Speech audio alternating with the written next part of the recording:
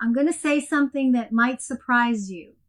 If you're only supporting your clients, you're not fully coaching them.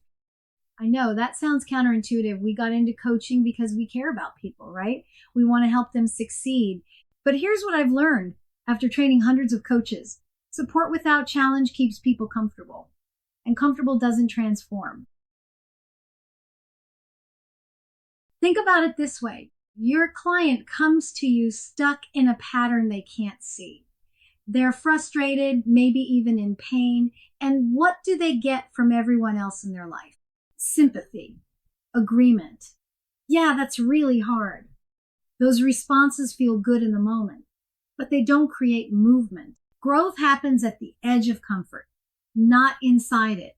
When clients stay comfortable, they stay stuck in familiar patterns. Your job is to help them step beyond that edge. ICF puts it this way in Marker 7.02. The coach challenges the client as a way to evoke awareness or insight. Notice what that says. Challenge isn't about being harsh or confrontational. It's a tool, maybe one of the most powerful tools you have, for creating new understanding.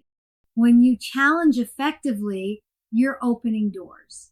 You're helping clients see what they couldn't see before. That's completely different from criticism. It comes from a place of deep care and belief in their potential. So here's the thing. Picture a balance scale. On one side, you have support, empathy, encouragement, understanding, being their champion, creating that safe space. On the other side, challenge, asking the hard questions, naming patterns you observe, pressing on assumptions that might be limiting them. Both sides need to be weighted. If the scale tips too far toward support, you get comfort without growth. Too far toward challenge without the foundation of support, you get defensiveness and shutdown. The art is matching them, building trust, so your challenge lands as care, not criticism. Let me be direct about what happens when we only support. The client feels safe and validated, which sounds good, but they remain in familiar territory without pushing any boundaries. They receive affirmation for who they are right now, but miss opportunities to explore who they could become. Sessions feel pleasant. Everyone leaves feeling good, but patterns persist. Goals stay distant.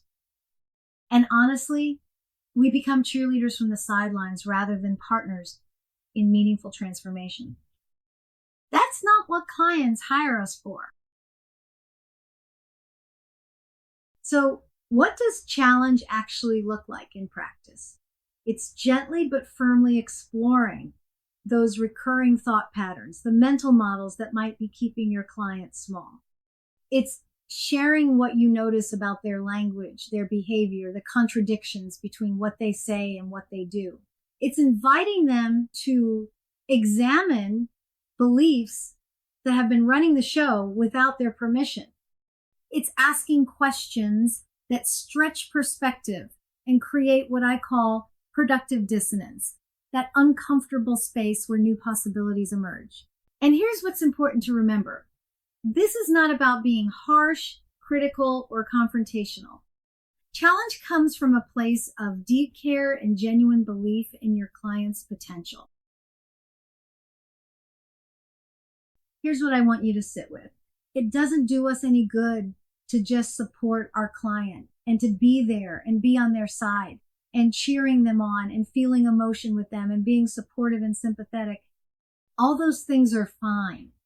And in order for them to get new awareness and new learning and make new growth, they need an equal level of challenge.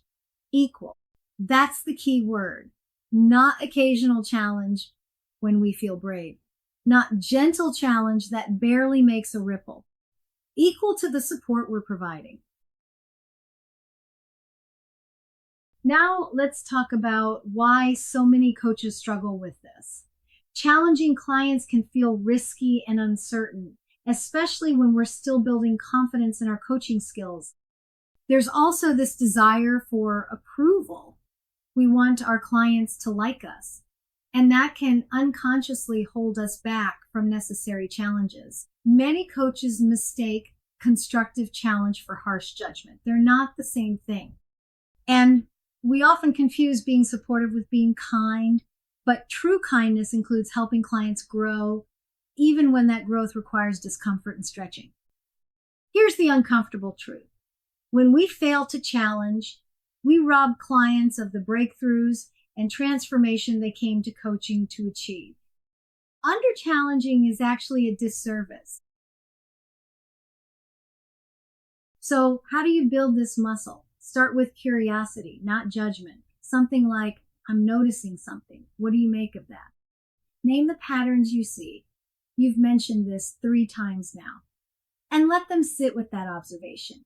Sometimes it helps to ask permission. Can I push you on this? Most clients will say yes, and now they're ready for it. Trust the relationship you've built through support. That foundation makes challenge feel like care rather than criticism. And remember this, clients hire coaches to help them grow, not to stay comfortable. They're counting on you to do this work with them. So let's bring this together. Support and challenge must both be present in equal measure for transformation to occur. ICF Marker 7.02 explicitly requires that coaches challenge clients to evoke insight and new understanding. And your highest service to clients, it includes helping them move beyond comfort into meaningful growth and change. That's not always easy, but it's what real coaching looks like. So what does productive challenge actually look like? Let's get specific, especially when it comes to those limiting beliefs we all bump into.